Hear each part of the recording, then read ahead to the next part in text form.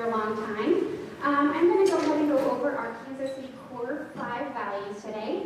People are more important than beliefs. Reality is known through reason. Human hands solve human problems. Meaning comes from making a difference. Be accepting and be accepted. We are Kansas City's premier alternative to faith-based programming. And we are broadcasting here on Facebook Live, so hello everyone at home who couldn't make it here in person today. We are broadcasting from right down in Kansas City's 41st and Bell. So if you are by, you should come in person because we have our favorite home building now. It's nice and warm. So if you guys want to go ahead and flip your phones into silent mode, and we are going to get started with the programming today. We are going to have our featured speaker after our coffee break is going to be Lenore Meng. She's going to be talking to us about the Nelson-Atkins Museum and her involvement with that, celebrating their upcoming 90th anniversary pretty soon. And then our community moment speaker is going to be David Ricks, talking about some recent adventures he's been having. And our musical guest is David Luther, going to be playing some music for us. And we're going to have him come in right now. So David, please come play for us.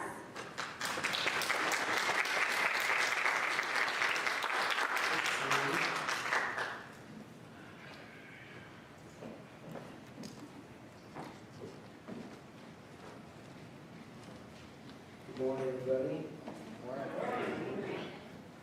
I'm not a Kansas City sort of native. I grew up in Topeka, but moved here probably about 15 years ago. And this is one of the first songs that I wrote when I moved here.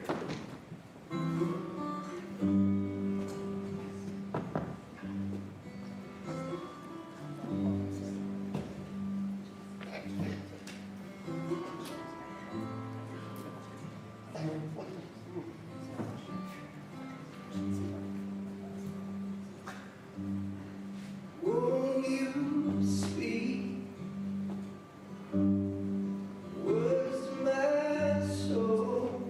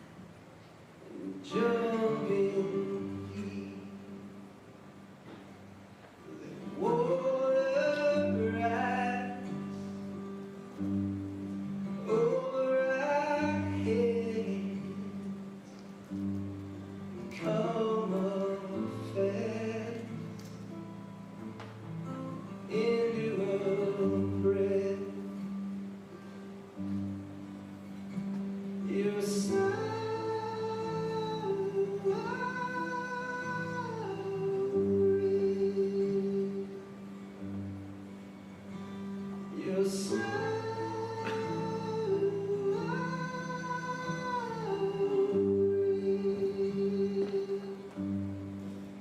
Yeah, your smile.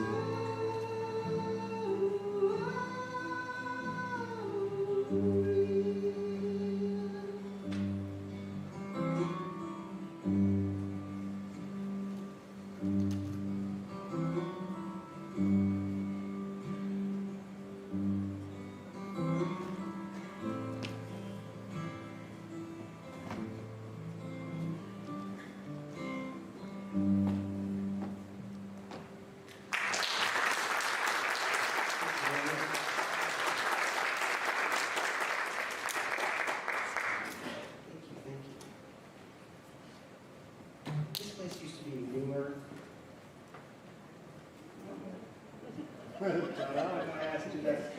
I swear I remember coming to this place a long, long time ago. And came to see Waterdeep. And on a road chapter from here. That's the building 2 blocks to the east. Thank you. Thank Because you. I saw Waterdeep there. So just fantastic writers and human beings. This is one of my favorite songs to play. Recorded this year. This is called "If Love Just Ain't Enough."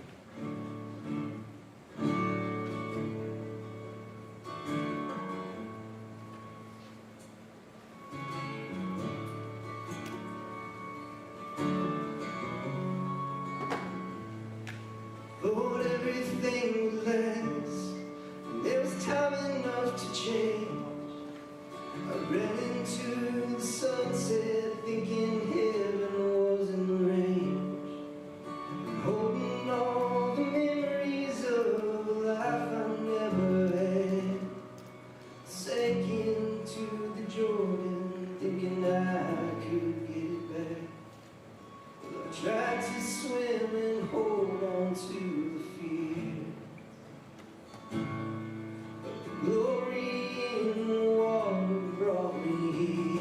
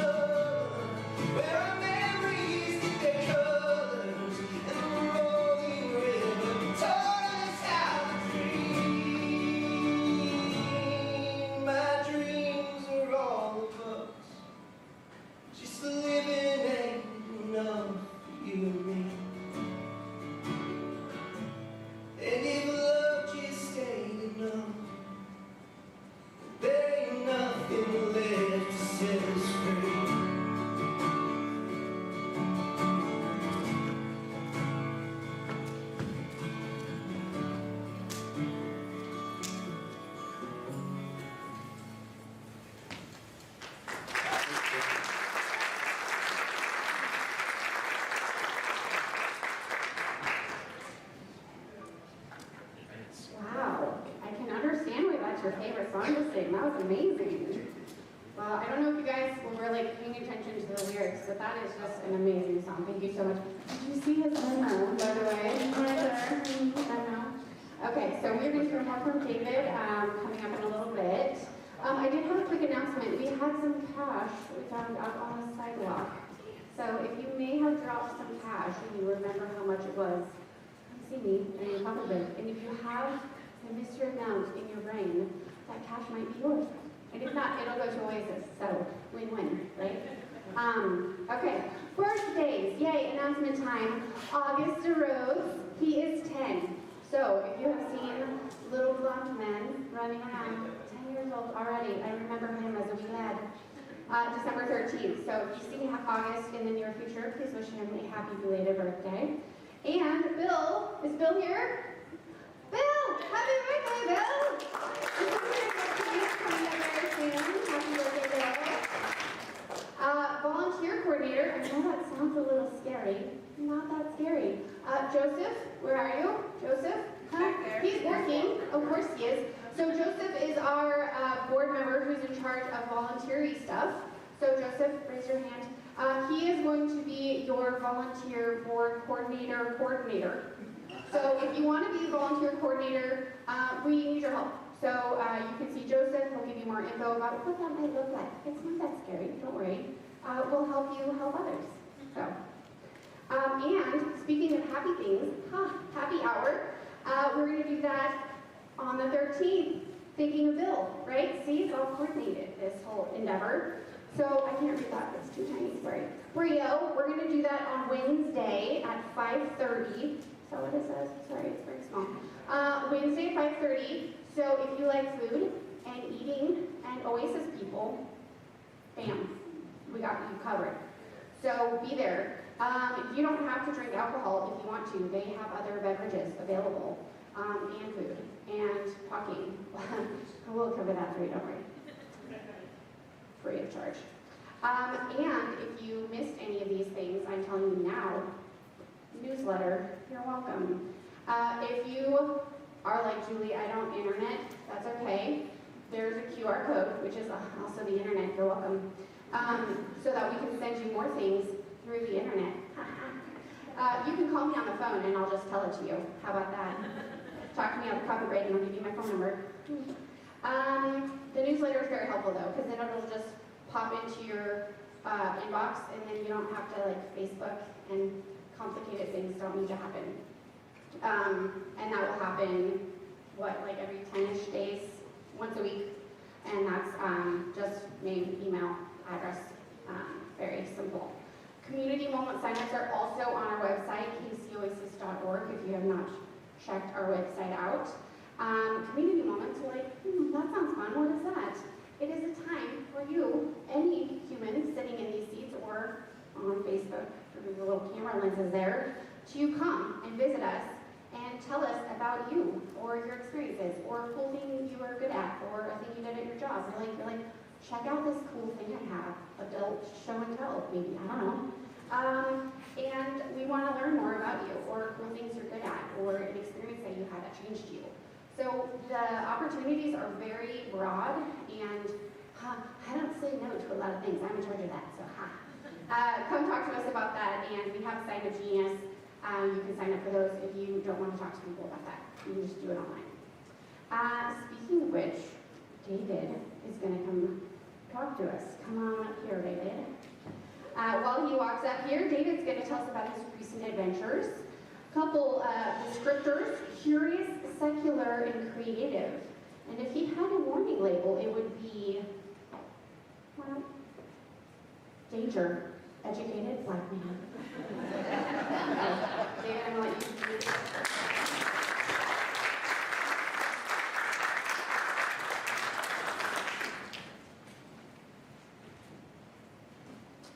Well, today I was just going to talk about Camp Quest, but I had another experience this summer that underscored the importance of promoting secular values. I've been wondering if I should scale back my Camp Quest involvement. Do I need to be the one that does it? I could focus on my novel writing or hardcore gaming. but it's fitting that today we'll be hearing the history of a first-class museum, because this summer I got to go to a fake museum that makes a mockery of natural history. The broader issue started weighing on me 8 years ago when my young nephew was thinking hard about a book of mythology I read with him, being steeped in stories of talking snakes and men walking on water. He struggled with the question of whether King Midas might be a real historical figure. Was he real? Was he actually a historical figure? I tried to get him to work it out on his own.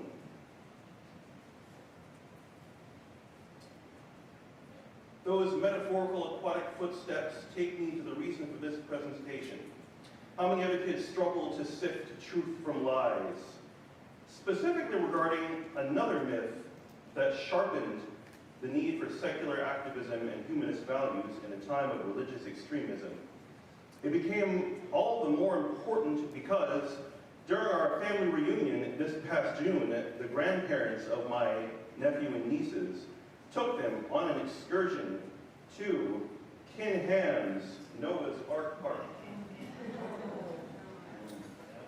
Since I didn't have to pay for it, I felt it was necessary to come along with to stem the tide of science denial.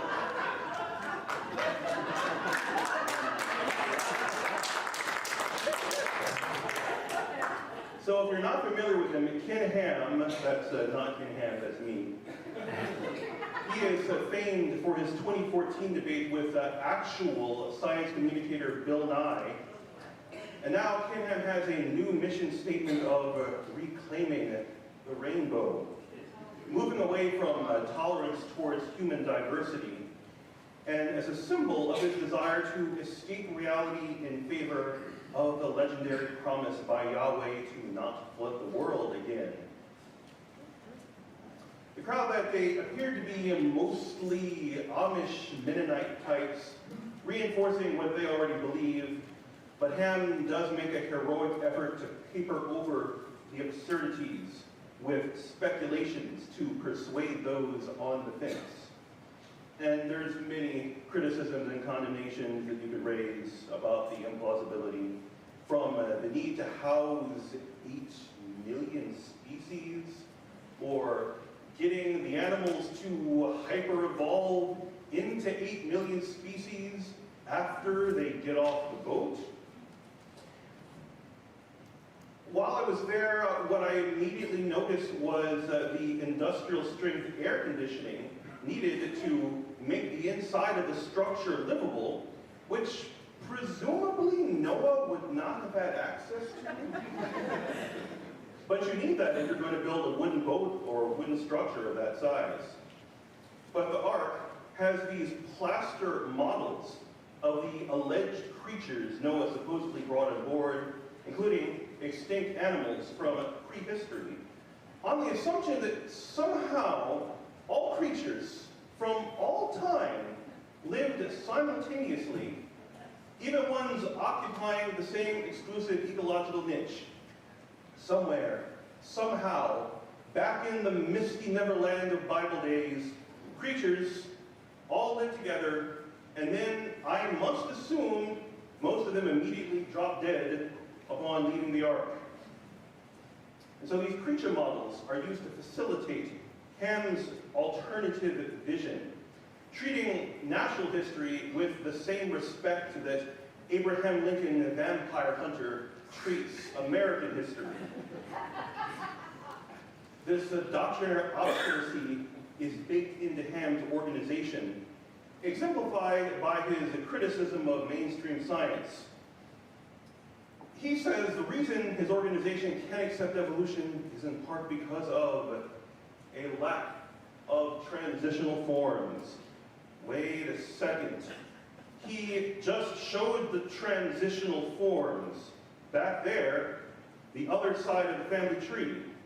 This guy's a mammal-like reptile, or reptilian mammal? Mammal-like reptile, reptilian mammal. They also had Archaeopteryx, the original feathered dinosaur, and even some walking whales. Ham's group has extended religious dogma out of the Bible and into deep time. Nothing you show them can ever be a transitional form, for the same reason that Protestants will deny visitations from the Virgin Mary. It is integral to their doctrine. Like this critter here, he's a dicynodont, and there's a lesson to be learned from this class of animal. Most of us don't think much about natural history. A lot of people are worried about American history, the origins and fate of our political structures. But it's also possible to learn the origins of our anatomical structures. Natural history represents something larger than ourselves, of which we are inextricably a part of. And so you can learn a lesson from Dicynodont here. It starts with their jaw. These animals possess two extra jaw joint bones, which can be traced through a string of intermediates all the way to the human inner ear bones, the malleus, incus, and stapes. This family of animals modified their jaw to hear with, becoming the apparatus modern mammals depend on today. And you can watch the process take shape by studying the vast fossil record of mammal-like reptiles, or if you wanted to study possum embryos, you can watch the whole 300 million year process unfold. Every part of your body has its own history for its own reasons. So taking an old feature and repurposing it to serve a new function is called exaptation. A lesson to remember. But of course, you'll never get this crucial context from Ken Ham. Arguing against nature to preserve Iron Age folklore will blind you to the evidence-based tapestry weaving through our bodies in an interconnected fabric with all other life on the planet.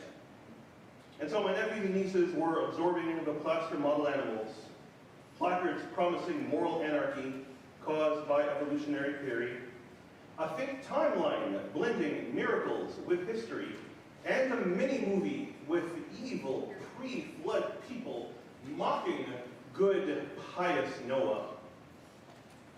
The kids took it in, quietly, not arguing, including my defense of real science.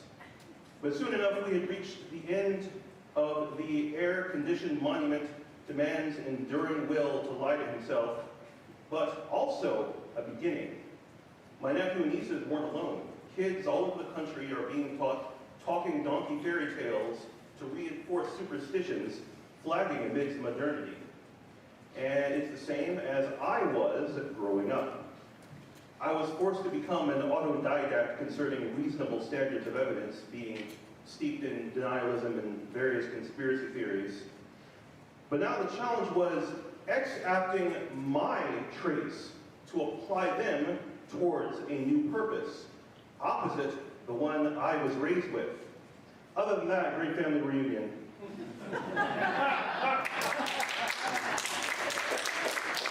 I did what I could for the kids in my own family, but none of us can afford to sit idle. I worry the kids will be led to believe stories of men walking on water.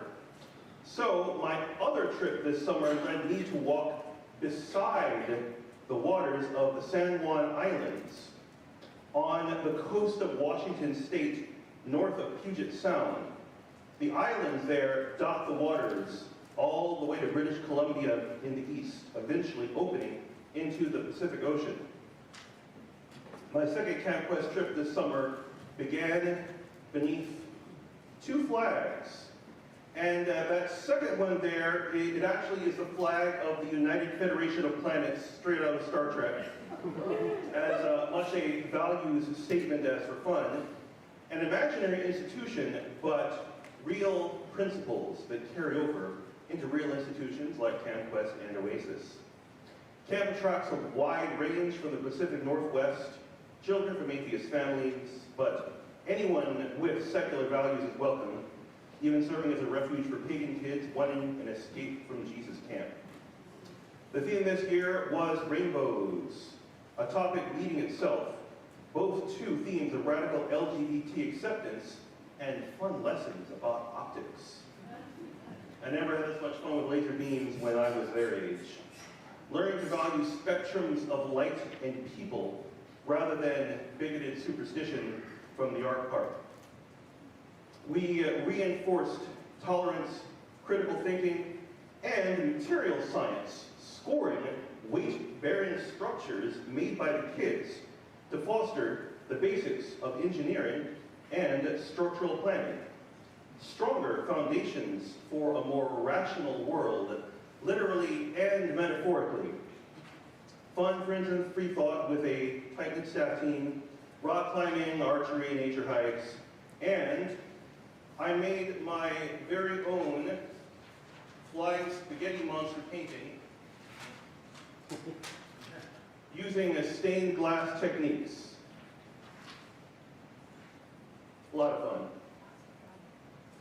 In addition, we always try to promote various skills and crafts, including, as you will see in just a moment, my first attempt at making a tie-dye t-shirt. I will let you judge the results.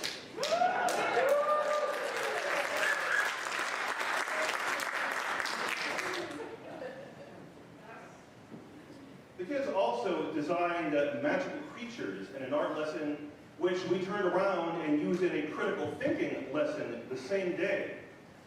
Always gratifying to watch teens invent fake gods and expose the logical fallacies on their own.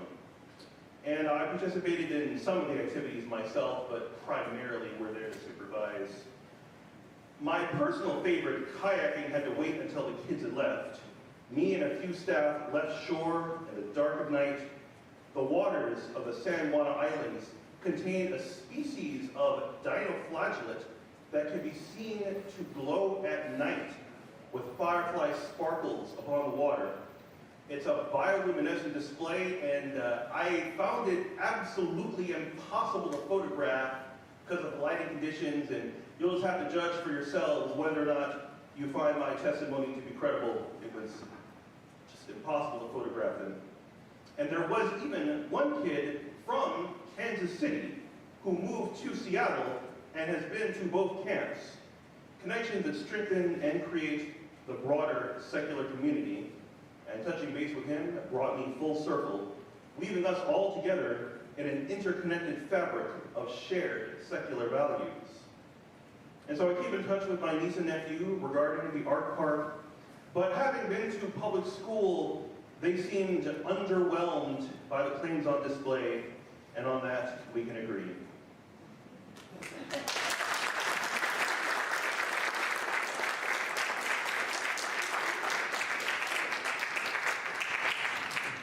Excellent. All right. Well, and make sure you stick around, Dave, because I bet a lot of people want to see your. I mean, it might be delicate, so keep it close. But I wouldn't want to pass it around if it was mine. I'm just saying. Delicate. All right. There's some more humans gathered together in frivolity. All right. So it is time for more coffee. If anybody isn't jazzed up enough, more caffeine or lemonade or donuts or whatever you're up for.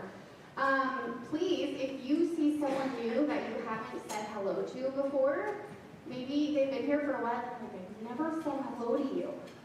Say hello, or just look scared and maybe someone will come say hello to you. I don't know, try it out. We'll see what happens, okay? So we're gonna take a coffee break for 20 minutes, and if you lost money, come talk to me. We'll see who tries it. Okay, we'll see you in 20 minutes. Bye.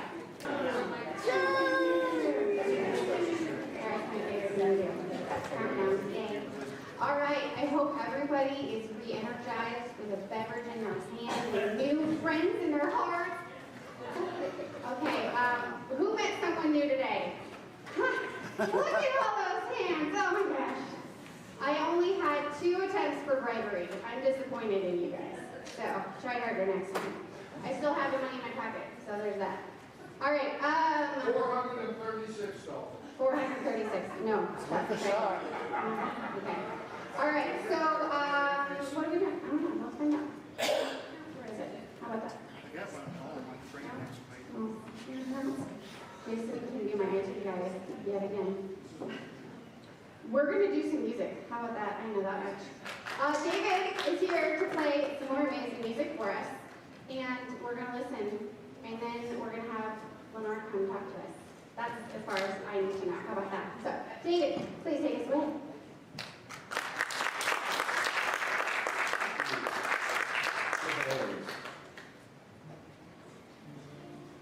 I want to thank Renee for my name tag.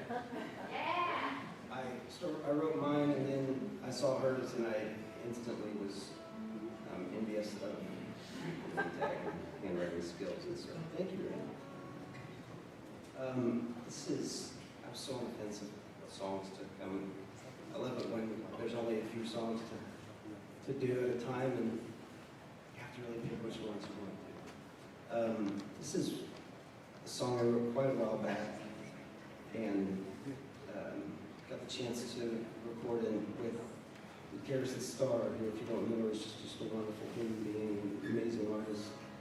This is called Lose Yourself in the Light.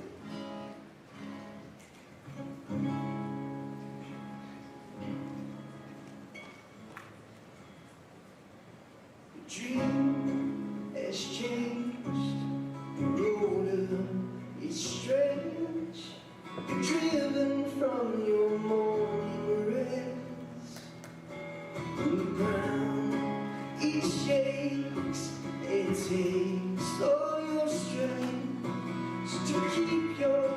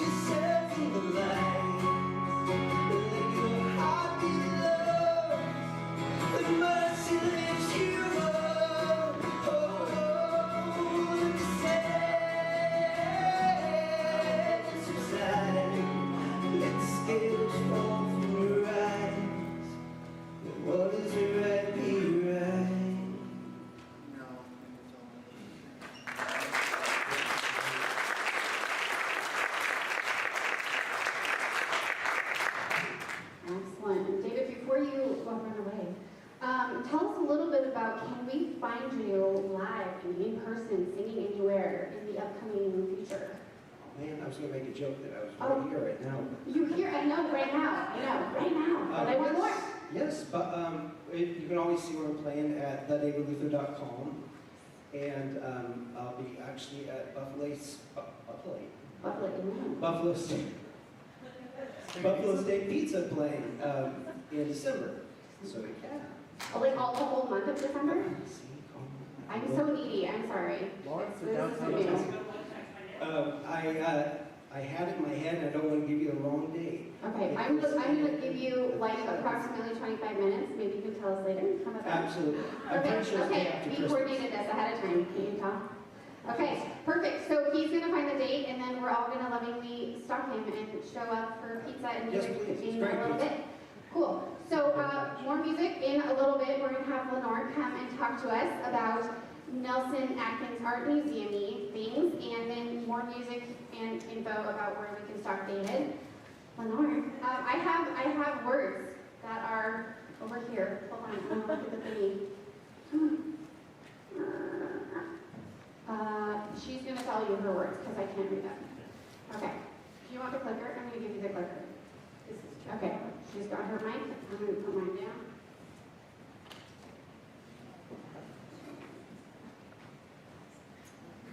This is my introduction, some information about my relationship with the Nelson-Atkins Museum. I've been a volunteer there for 19 years doing a number of different things. So one of them is to talk to volunteers about the history of the Nelson-Atkins building.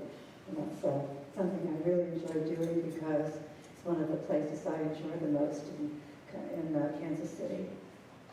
I just realized today that I'm only 9 years younger than the museum, which is kind of an exciting thing. I picked these 3 words. I hope my daughter agrees with me. That's Lisa there. Also, I tried to do what MK would do. MK always started out by saying, unaccustomed as I am to public speaking, and then went on and gave a really good talk, so I hope that will happen to me too. A lot of museums start out because there's a collection and they need a place to put it. Other museums start out because there's a building and a collection is found to display there. But the Nelson-Atkins had neither a collection or a building when it started out. Rather, it had the collective vision of 2 people, Mary Atkins and William Rockwell Nelson, who probably never met. If they had met, we don't think they would have liked each other very much. They were so different in temperament. They would probably be shocked to find that their names are hyphenated for all time. Let me explain why. Mary Atkins was a spinster school teacher in Kentucky. She looks like one, doesn't she? And when she was 40 years old, her widowed childhood friend, James Burris Atkins, proposed marriage. How interesting is that? And he brought her to Kansas City. He was a real estate developer and speculator. Those were boom times in Kansas City.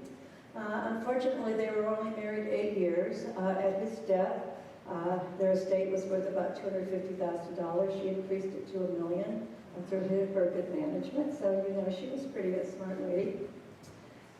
When she died, unbeknownst to her family and friends, she left a legacy of $300,000 for the creation of a Museum of Fine Arts in Kansas City. And this was a picture of the headline in the Kansas City Star. It was really quite a surprise to art lovers was the way it was called. And she had some trustees for her estate, and after they did some investigation, they realized that that amount of money was not enough to secure the ground and to build a museum. But they invested her money and they began investigating what would make up a good art museum. William Rockwell Nelson couldn't have been more different than Mary Atkins. He was outgoing, he was exuberant, he was outlandish. They called him the Colonel, they called him the Baron of Brush Creek. He came to Kansas City to start the the Nelson-Star newspaper, and he used his platform there to cajole and encourage and berate the citizens of Kansas City to make this a better place to live. He said to a friend, when I came here, Kansas City was such a common and ugly and ordinary place that I decided if I was going to stay here, I had to make the city over. And that was the kind of person he was. He was very interested in the City Beautiful movement. George Kessler was an advocate of boulevards and parks and a variety of things. And we have George Kessler and Nelson to thank for the ribbon of green, Roanoke Park, Ben Valley Park, that part through the middle of Kansas City that was created because of that movement. Mary Atkins had gone to Europe with her niece a couple of times after her husband died, and she was really excited about the art she saw in museums there. And the same thing happened to William Rockwell Nelson. He went to museums and he thought that it was really too bad that Kansas Cityans, most of them, would never have a chance to go to Europe to see museums. So he purchased 17 reproductions of great master paintings. They were done by well-known artists. They were exactly the same size as the originals. And they were beautifully framed. And he bought them and he donated them to the Kansas City Art League. Excuse me. And they were installed in the old Ozark building, which was the Kansas City Public Library at the time. And he called it the Western Gallery of Art, but most people in Kansas City called it the Nelson Gallery. He didn't think that we'd be a cultured and cultivated city unless we had an art collection. So, Scard, when he died, he left $12,500,000 to the city to purchase art. That was a lot of money. It came to about maybe $120–30 million at the time. This picture on the front there is one of the reproductions that he purchased. It's in the conservation studio now at the Nelson. His trustees decided no reproductions from now on. We're going to use his legacy only to buy original paintings. With such a large legacy, his family assumed that the city of Kansas City would build a building to put these great works of art in, but that didn't happen. It wasn't for want of trying. They had included an art museum along with a number of other civic improvements and had bond issues. And they were repeatedly voted down. And so, in frustration, his widow, Ida Houston Nelson, left in her will a legacy to create a building, and it was to be called the William Rockhill Nelson Gallery of Art. Their family neighbor, Frank Roselle, was a great advocate of Nelson's art aspirations. He thought Kansas City could be made the Midwest's major art center, if not of the United States.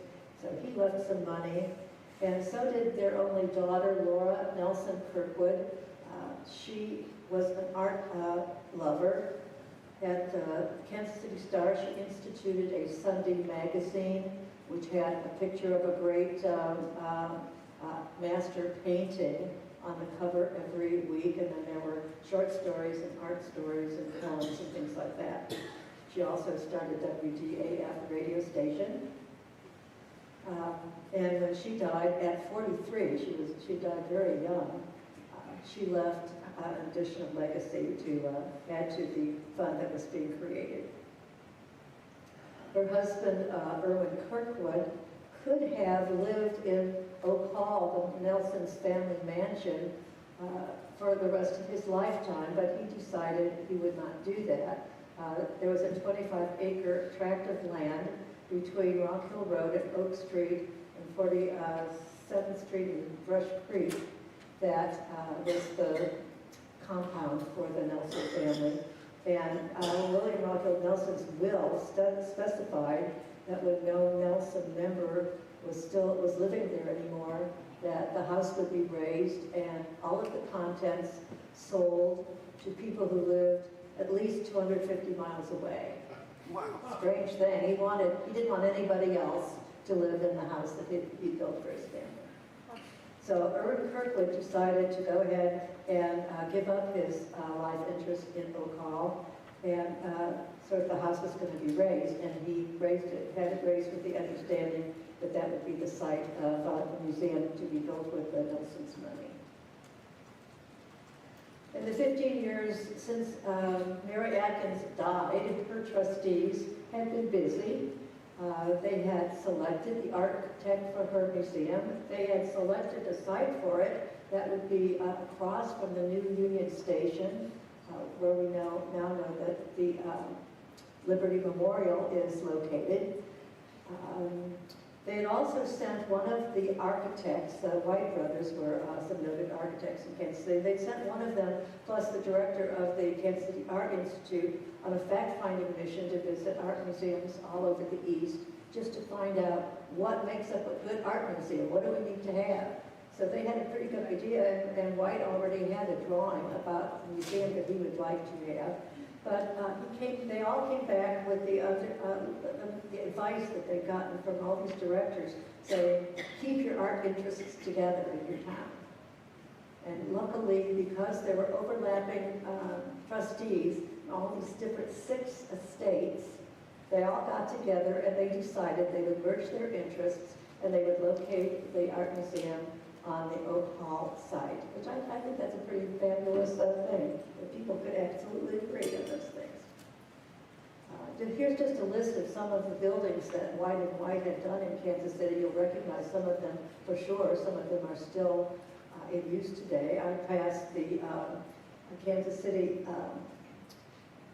insurance company, whatever it is, life insurance company on Broadway a lot as I go by, and you can see there's some commonalities between that building and the Nelson. 1927 was the pivotal year. They had an architect, they had a site, they had an agreement with the city, they had all kinds of things. And so that was when they began to set in motion the plans for designing the building. This is a picture of the way that the White brothers expected the building to look. Looks pretty, it's a pretty good drawing, isn't it? The Nelson wing was to be from the left, or the west side, all the way through to the far column on the right. And then the Atkins wing would be from that column to all the way to the east, because they told the White brothers, we want you to build 2 museums, but we want you to put them in one building so it looks like one museum.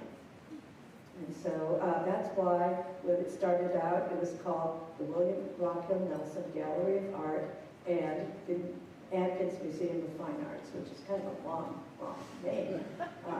Lisa and I just were at the Smithsonian the other day, and we saw a gown that had been purchased from the museum with such a long name. We got a kick out of it because it took up all kinds of lines on the label. It was going to be neoclassic. That's the kind of architecture that was pretty common in those days for any library, or museum, or bank, or various places that were supposed to be important. That was the kind of architecture. On the left, you see the Philadelphia Museum with the steps that Rocky climbed in the Rocky movies. And on the right, that's the St. Louis Museum, which was a holdover from the St. Louis World's Fair in Forest Park. They decided to have the building be the size or the height of a 6-story office building, but it would just be 3 floors. The trustees finally approved the plan in 1930. I just wanted to point out that at the opening day, the only part of the building that was finished and available to be viewed was the two stories in the Atkins wing. The rest of the first floor was a completely open area, and there were no floors or anything. It was just completely empty.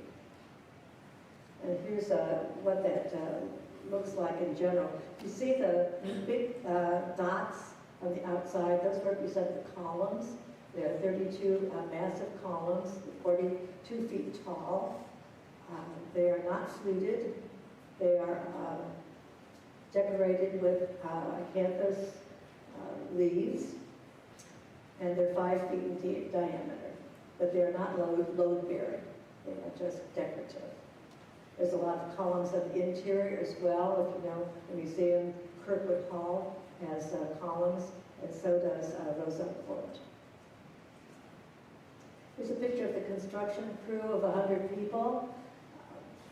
Each of these faces represents a breadwinner in a time that was extremely difficult for people because of the Great Depression.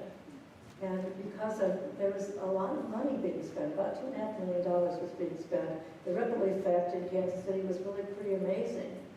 Not to mention that these people who were working, there were supplies that were being purchased, and a variety of other things made it less hard on Kansas City than it was other cities of our size. On a day when freezing weather was predicted in the weather forecast, the entire first floor, concrete floor, was poured on a single continuous pour of 6.5 hours. They had 3 concrete plants bringing concrete as fast as they could. They covered that concrete with straw, and they had fires burning in the basement to help it cure it, so it wouldn't freeze. And after that, the steel frame went up, and it was about that time that people in Kansas City got the idea of what a massive structure this was going to be. I'll talk a little bit about exterior details. This is the southern facade, and it was meant to be the main entrance to the museum. There was a streetcar that went in front, and the main street in front of it. They expected that most people wouldn't have cars. They would come on public transportation. So they'd go in the Nelson wing there, which is much more highly decorated than the other entrances to the museum. Of course, now most of us go in through the Atkins wing. These 3 doors here are the connection to the block building. So when you go and park in the underground garage, you come in and go through these doors here. So the Atkins Museum of Fine Art on the east side now has the main entrance, which I think is kind of interesting. I'm showing this because it shows the friezes that were carved on the front of the building. A sculptor by the name of Charles Keck was hired to design some friezes, and he said, we shouldn't have to have the art of ancient Greece or Greek mythology to decorate our buildings. We've got our own interesting history. So he came up with some pictures. It starts as it goes around the building. The first one is Hernan de Soto with his group coming through the Midwest in the 1500s. And then it goes through Lewis and Clark and then the Pioneer Trails, and ends up on the opposite side with the Pony Express. Keck used his imagination for some of these friezes. These are maquettes of 2 of them. The one on the left is the Pioneer Mother. The one on the right is Native Americans witnessing the coming of a steam locomotive. The cornice is decorated with Athenian leaves, as well as inscriptions taken from noted authors about art, such as Victor Hugo and Oscar Wilde. Some people miss these vases, which are decorative of on the south side, but really it's hard to do that because each one of them is 7.5 feet tall, and each one weighs 1,500 pounds. were designed by Thomas White, and they have the four seasons are inscribed on them by Charles Catt. They were done by the Gorham Company in Rhode Island. And the doors of both the east and the south entrances are pretty interesting too. They were also cast in bronze. They were reminiscent of the Gates of Paradise on the baptistry in Florence, a copy of which the museum does have now. But instead of having biblical carvings, they have stories of the story of Hiawatha, which was pretty popular for kids in those days. They used to call them the children's stores. A lot of interior features of the museum weren't completed for quite some time, but they were designed. The list, you can see that some of them probably don't exist anymore. Smoking room for one thing, another room for the copying of art, and photography labs. A number of these things also have moved to the Bond Building. When I first came to the Nelson-Atkins with my future husband in 1963, I think it was, or maybe 62, it seemed incredibly familiar to me. I was really surprised about that because I didn't know why. I was a student at Western Reserve University then, and I took my art classes at the Cleveland Museum of Art, and did a lot of my studying there in their courtyard. And when I was doing research to create this course, I discovered that they had hired the director of the Cleveland Museum to be a consultant to the White and White architects, and a lot of the features that Cleveland Museum had, in fact, were brought in and copied for the Nelson. So that was a mystery solved for me. Museum fatigue was a concern for people. They were used to going to art museums. They got sensory overload by looking at all this art. So there was a desire to have a place for people to sit and relax and reflect and get their strength back before they saw some more.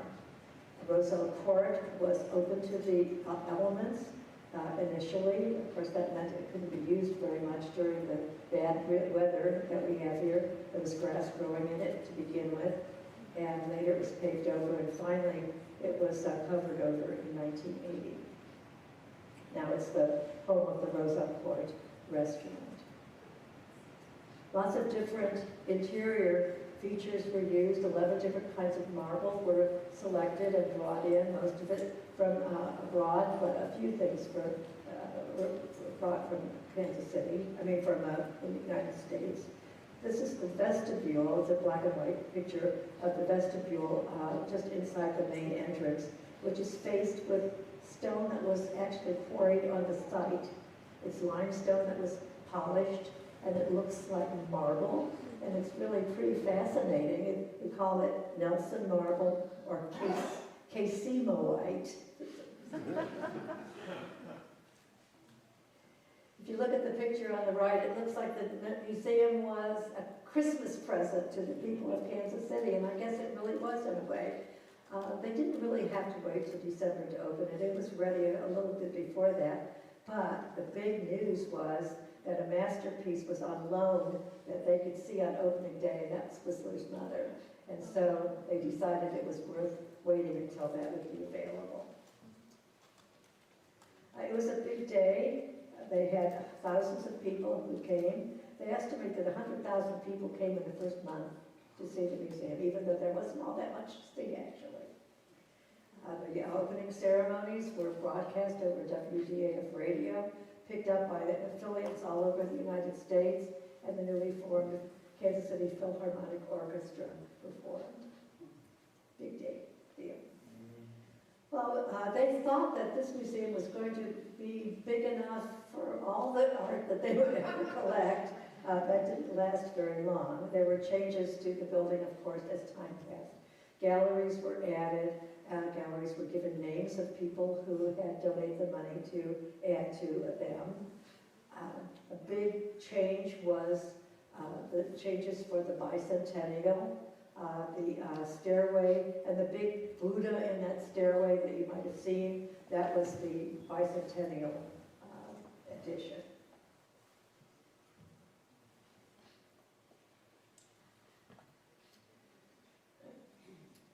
The block building was a capital improvement drive to add to display space and also administrative and educative space for the institution. And there was enough money collected to make some changes and refurbishments to the Nelson-Atkins building as well.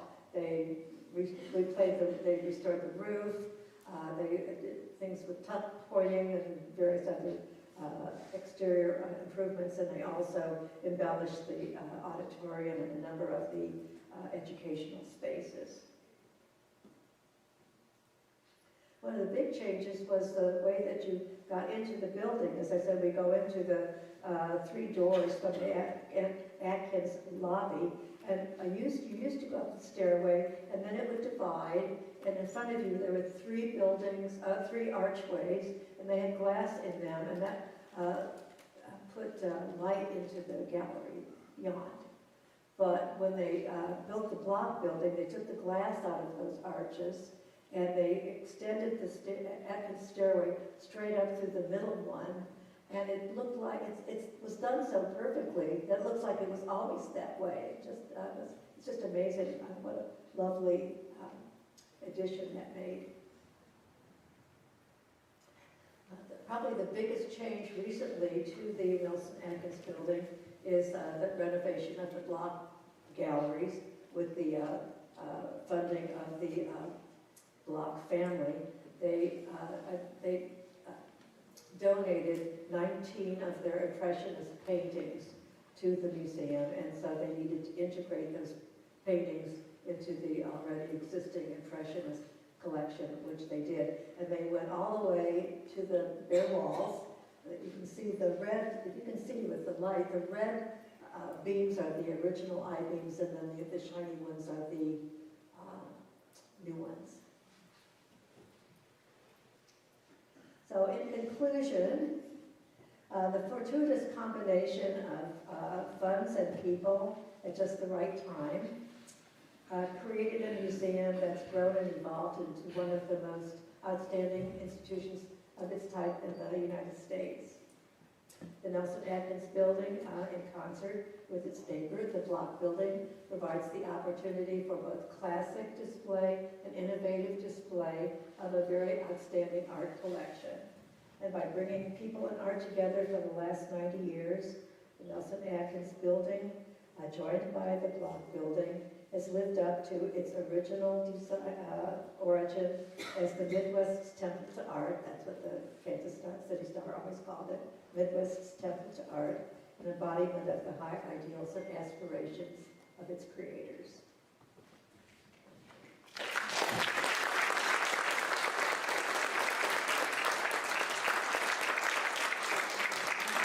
Thank you so much. I think my favorite thing is the 2 women would not have wanted their names combined. Well, she married Yeah, I think that's borderline hilarious. Yeah. So we're going to take some questions. So if you guys have any questions, raise your hand up. Please wait for the microphone so that our friends on Facebook can hear you. Please do make sure your question is a question. Okay. I know that sounds silly, but okay, David. It was in the back lawn of the Nelson-Atkins, that giant, I guess it's a shuttlecock sculpture. That never made sense to me. It didn't make sense to a lot of people to begin with. Now, interestingly enough, it's become one of the icons of the city. I don't talk about the art very much in the course, but I do know that it was commissioned, and it's supposed to be, the Nelson-Atkins building is supposed to be the net, and there's supposed to have been giants playing shuffleboard? Badminton, back and forth. And people said, what? And now it's very beloved, so who knows? Okay. Arts in the eye of the the world. badminton capital of the Midwest. Okay, Daryl. You answered the question a little bit earlier, but I wonder, could you say any more about how the Depression impacted the funding and the money that had been given? Because it seems to me that would have been a big issue. What? I'm sorry. How did the Depression, the 1929 stock market crash affect all those bequests that had been given to the museum? Well, they had actually ready money, and one of the things that I've been told that if everything had come together sooner, the money wouldn't have gone so far. And if it had come later, they wouldn't have gotten such great deals on the art that they bought, because the Gilded Age people in the East were having trouble financially. They were liquidating their assets, and we were able to buy art at bargain basement prices from those people, and so we were affected because we had money. Okay. All right, so Depression for the win. In the modern section of the museum, there is an incredibly realistic statue of a guard. Is that statue based on anybody? I don't know. Sorry. All right, research to be done. Yes. Okay, probably one more question. You're allowed. What's your favorite place in the museum to walk through or stand in? I'm a big fan of the Chinese collection on the second floor of the Nelson-Atkins building. We're known for that particular collection all over the world as being outstanding, and I particularly enjoy that.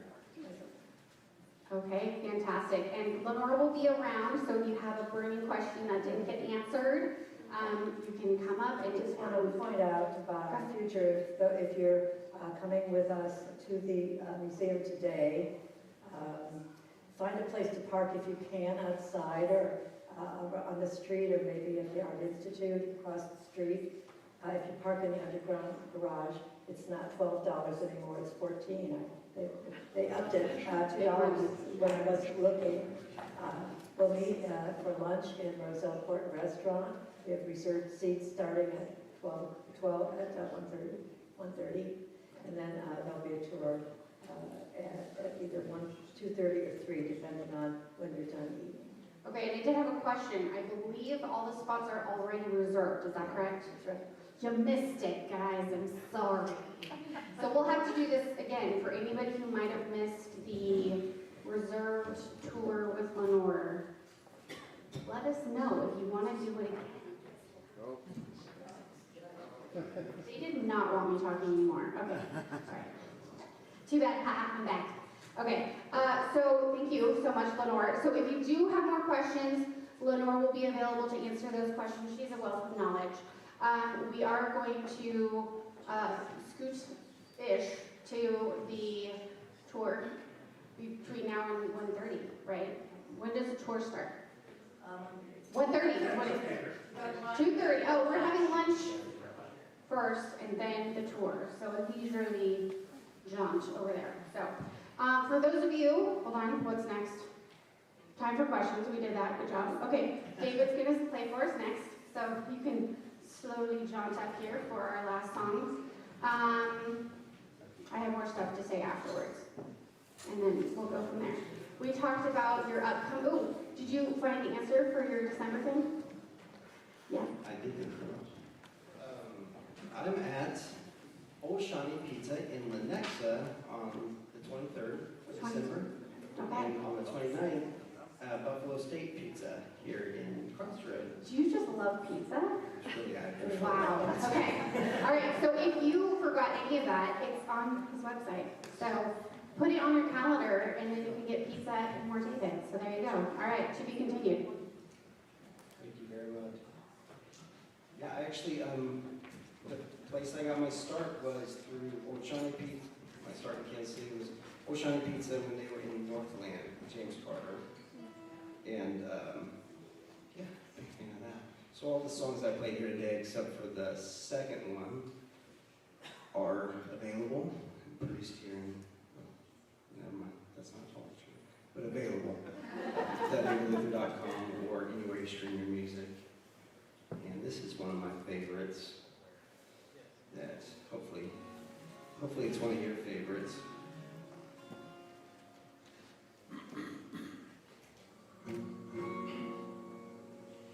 California dreams, they don't mean nothing to me.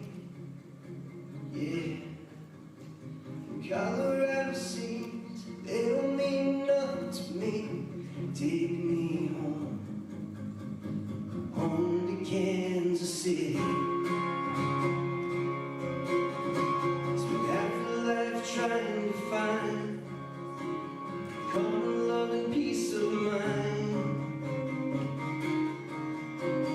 Everything I'm looking for is waiting for me there at the door.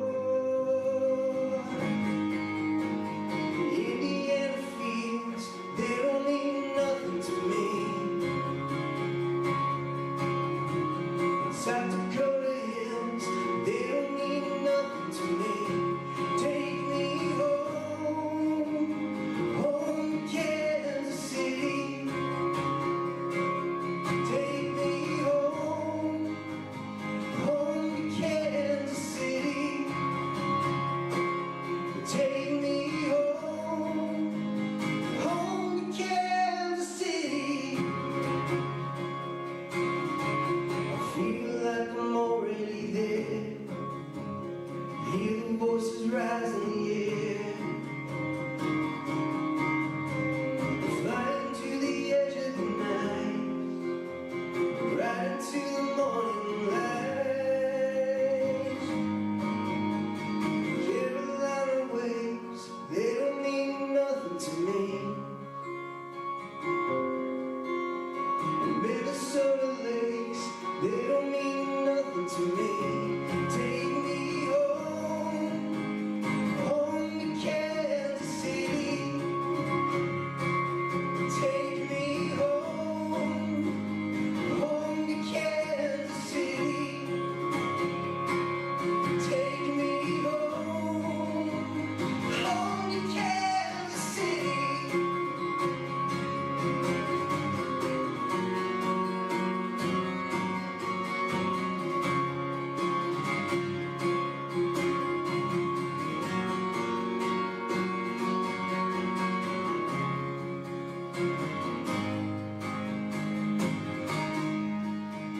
Everything's coming alive, shining like a star in the sky. Arizona nights, they don't mean nothing to me. New York City lights, they don't mean nothing to me. Take me home, home to Kansas City. Take me home, home to Kansas City. Take me home, home to Kansas City. Take me home, home to Kansas City. Take me home, home to Kansas City.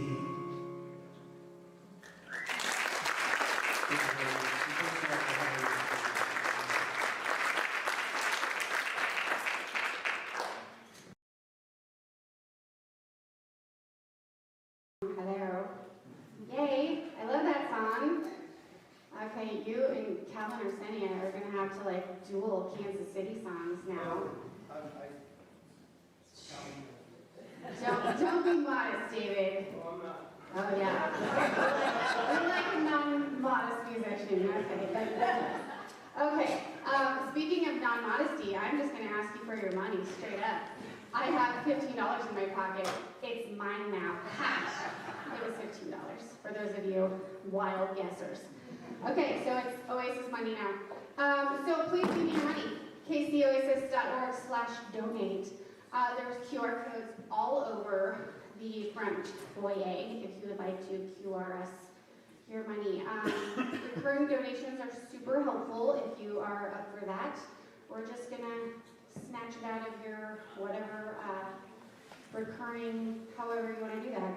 Debit card, credit card, bank something, and you'll just be like, oh yeah, thanks for doing that. And that helps us out a lot with all of our routine budgeting needs. Speaking of routine things we do for funsies, Monday nights, we go to Micah Ministries to volunteer for all of our friends over there that need help serving meals to hundreds of people in need. 606 Gladstone down at KC Mo. We have a great time. I've been down there just a handful of times. Mondays are pretty busy for me personally, but I know every time I've been down there, I'm always so glad that I do. For those of you who are routine volunteers, I know we have a lot of people on today, but I know Denise Decker is a routine volunteer. Lots and lots of people. If you're curious what it's like, let us know and we can give you an idea. Very rewarding place to go and serve. Lunch today, for those of you who weren't on that list to go hang out doing the Nelson-Atkins thing with Lenore and a gang, we are going to be going to the Combine. I know it can be a little busy there during the holidays, but we did call and verify they are open. So we're going to go and get pizza. David, we got pizza. You can bring your guitar. You probably won't mind. It'll be fine. So we are going to have pizza and other foods there at the Combine. 2999 Troost, not too far from here. So we'll have some lunch today. Next week, it's going to be a Julie Fest, okay? I'm going to make sure the other Julies are here. I already talked to this Julie. There might be 5 of us, guys. It's going to be a wild day, okay? So Julie Burton will be here, Jason's cousin. It's so wild, okay? She will be talking to us about being authentic online. Our very own Daryl Ray is going to be our musical guest.